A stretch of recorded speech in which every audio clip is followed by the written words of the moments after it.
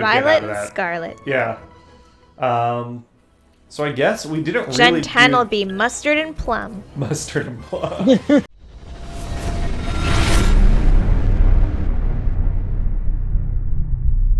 Hi everyone, welcome to Player Guides. My name is Hannah. I'm Cameron. And I'm Osprey. And Osprey is on the sticks yet again with Pokémon Brilliant Diamond.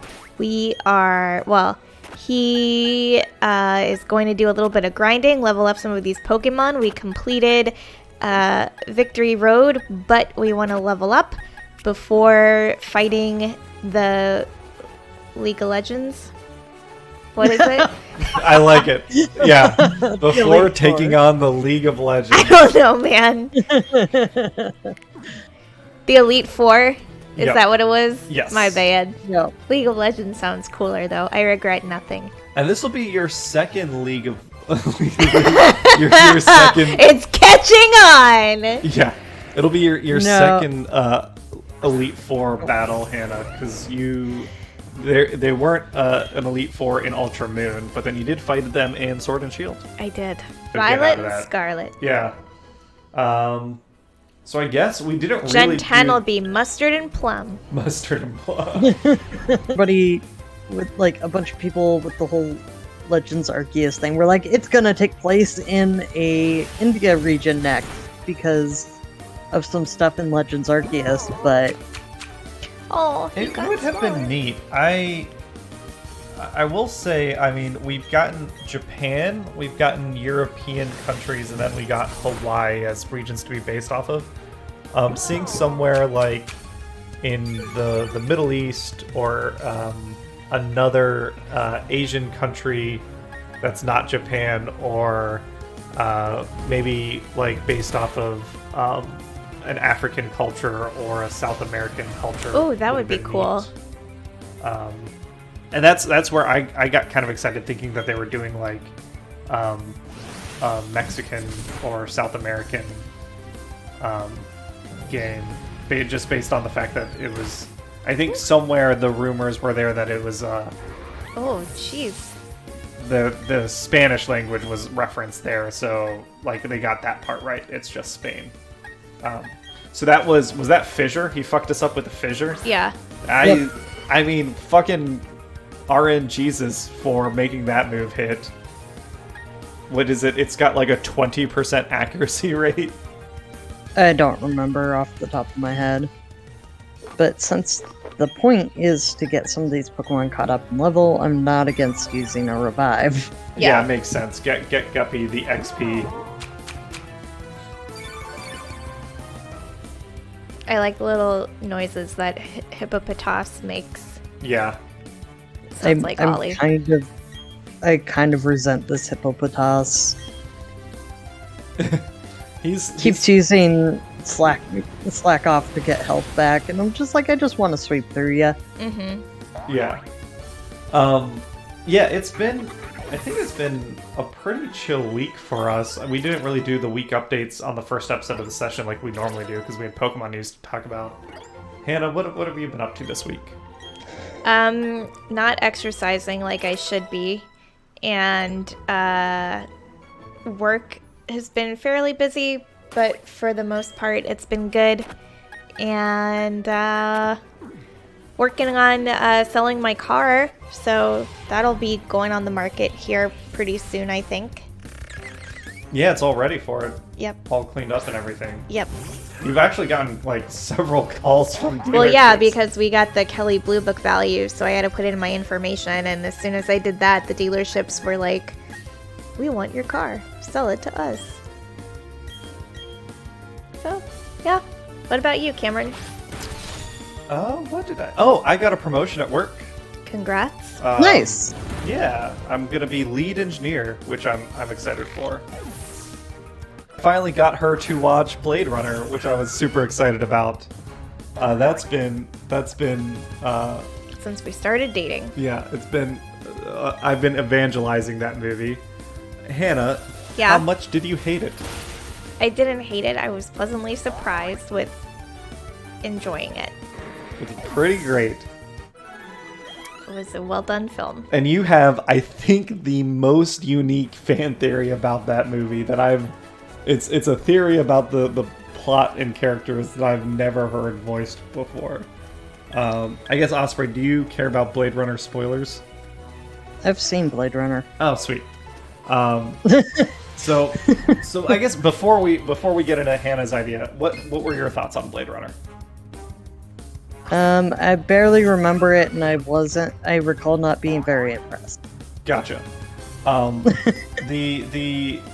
There's the big discussion about whether or not Deckard, the character that Harrison Ford plays, is a replicant, is an android.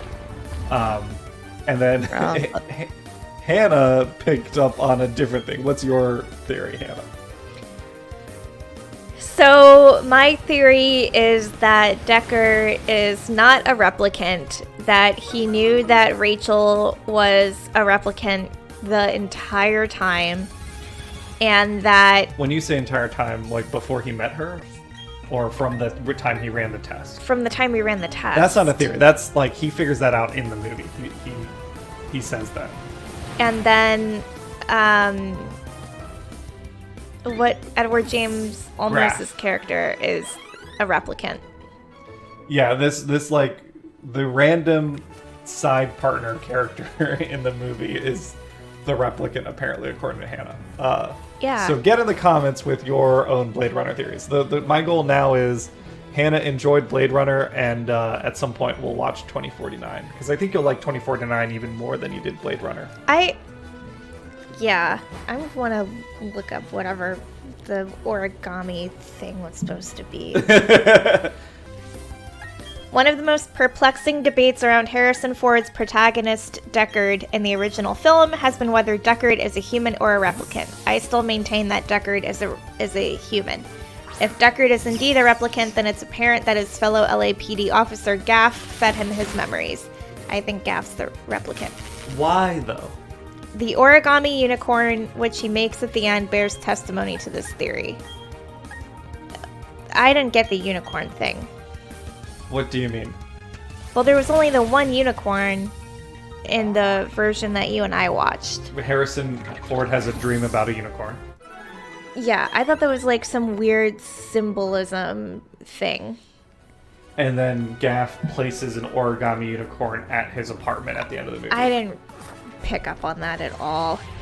What are the other two animals that he makes? Like a crane and a fox or something. Just like other things.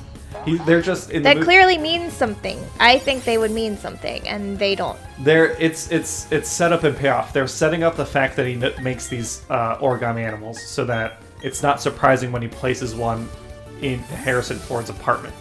And then the payoff is that Harrison Ford has these dreams and memories about a unicorn, and Graff is showing that, hey, I know your memories are false. That's I believe, the intended message. Yeah, punch that bird. Yeah. Critical hit. While Hannah's reading Screen Rant articles. Well, all of these are about 2049, which I haven't seen. So, okay, then the other one is the replicants. The replicants who were quote unquote the rebelling or killing Roy Batty's crew died. If they hadn't been killed, they were eventually going to just die on their own. Yes, they have 4-year lifespans. Okay. So why wouldn't the same thing happen with Rachel eventually? Like, why was there the fear of someone coming after her when she was just gonna eventually die on her own anyway? So, two things. One is Rachel, the replicants from Roy Batty's crew were Nexus 6 models. Rachel is a Nexus 7, the next generation. The idea was that she's a replicant without even knowing that she was. That was what Tyrell's design was, and he gave her a natural lifespan, so she wasn't going to die in 4 years. the other thing is, even if she did have a 4-year lifespan, replicants are not allowed to come to Earth after, in the past, replicants had caused some chaos and killed people. So they were only allowed in the off-world colonies. They weren't allowed on Earth, and that's why that department was out there hunting down replicants and killing them. Okay, so Roy Batty... Damn it. While Hannah's reading, Osprey, how was your He week? was a renegade replicant that hijacked a shuttle and traveled to Earth because he wanted a longer lifespan. Yes. Okay, gotcha. Their goal, the group, originally there were 6. Yeah, killed... I got that. I'm looking that up. Okay. Shush. Then, while you're reading, Yes. if you read quietly, I was going to ask Osprey how his week was. My week has mostly been continuing to try to kind of figure out how to move everything forward, try not to doom scroll too much. Like with what's been happening in Texas and Florida and then Ukraine, it's just been... I've been kind of overwhelmed. Yeah. So I've been somewhat trying to focus on making progress in getting my life together and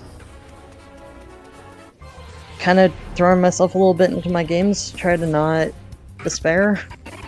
Yeah, it's definitely been a rough week, news-wise. I don't think we talked... I guess we didn't talk about it because last Sunday, I don't remember if the news was out yet.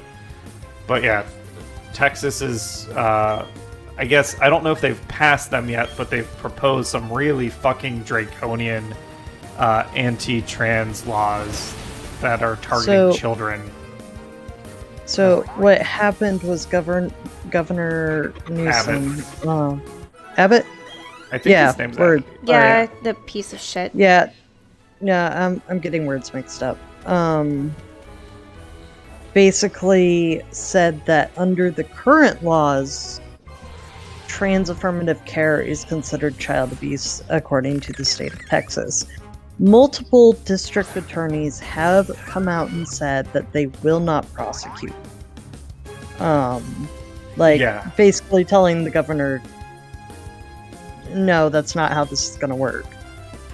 However, the increased amount of conservatives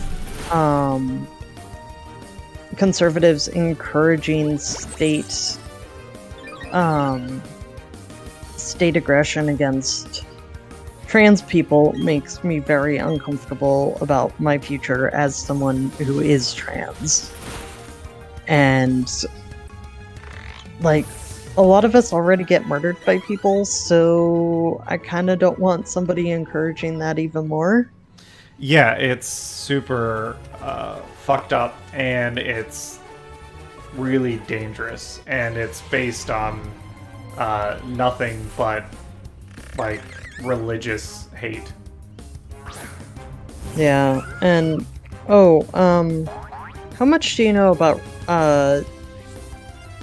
this is a little bit about Ukraine, but how much do you know about Eastern Orthodox? Like Eastern Orthodox Christianity? Yeah.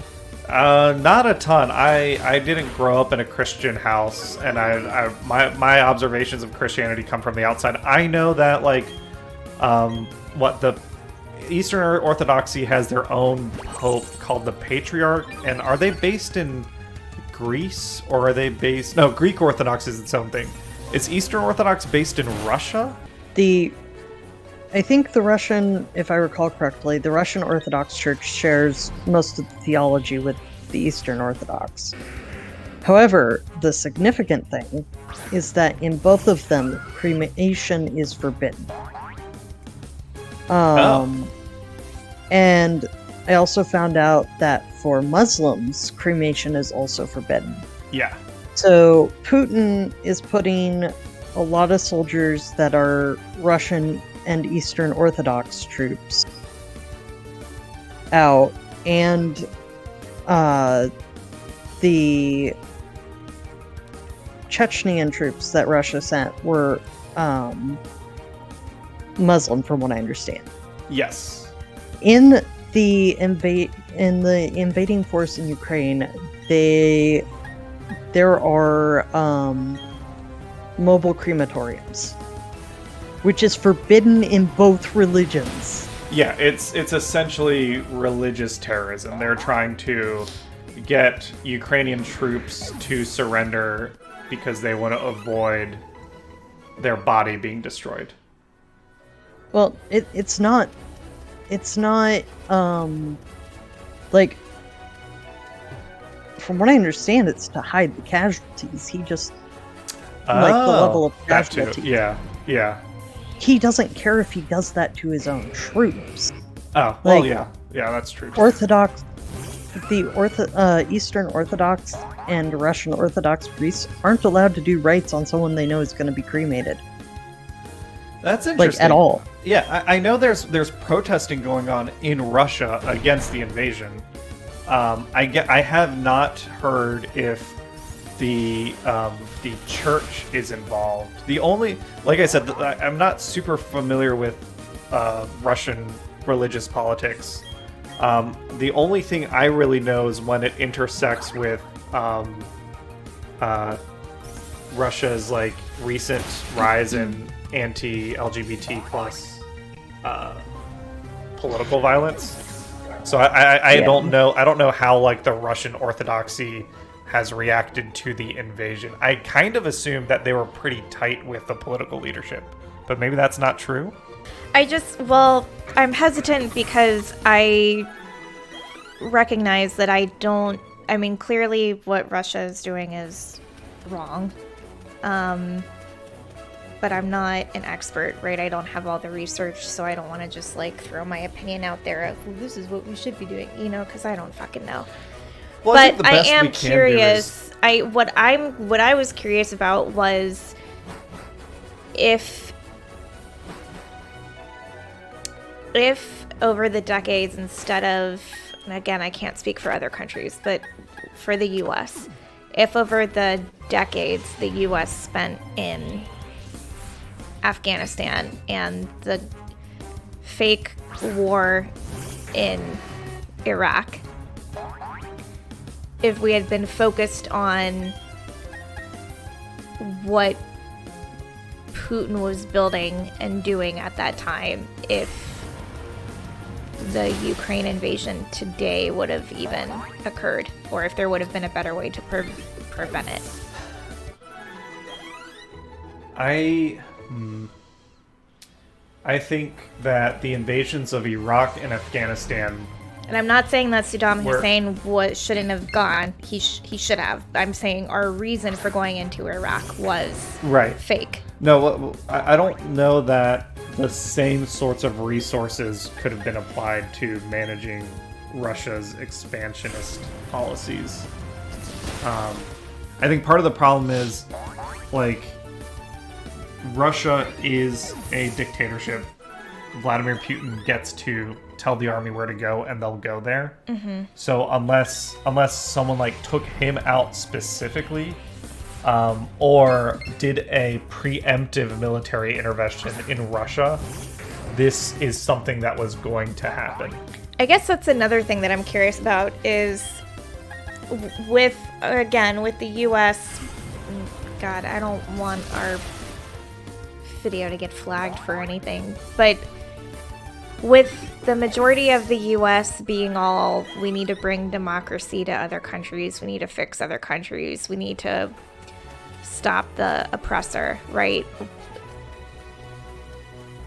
Why? Are you saying that like that's a genuine political belief, or that's the jingoist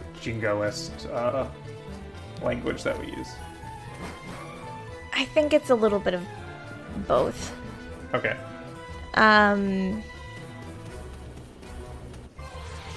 Why haven't us or another country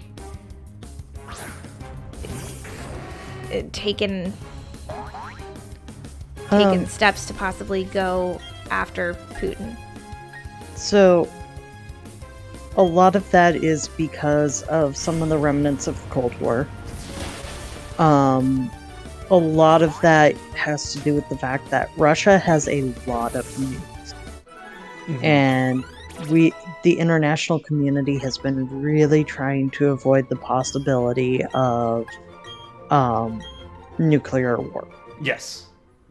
It's not necessarily a foregone conclusion that it would come down to nukes if we got involved, but it is a very distinct possibility that they have to wait.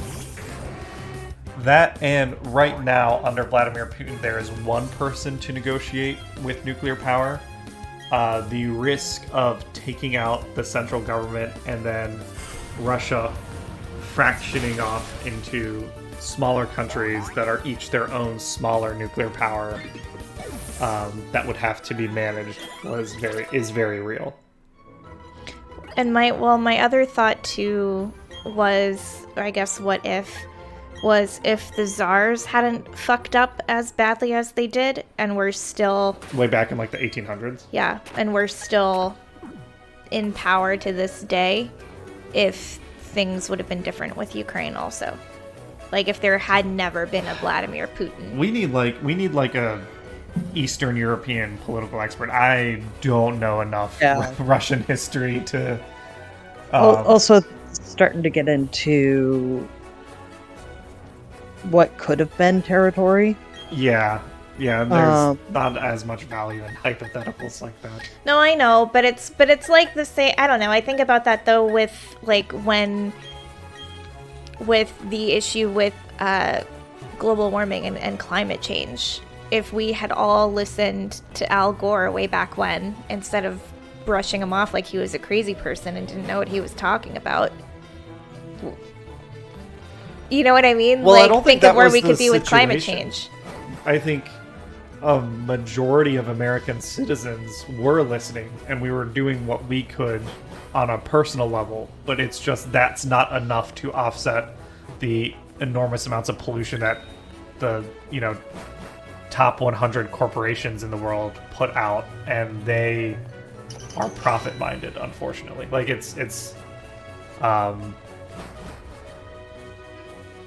but yeah, that's another one of those, like, what-if situations where I don't know how much energy is needed to be spent on Well, no, I'm hypotheticals. not saying to put in the energy. It's just something I think about from time to time. Yeah.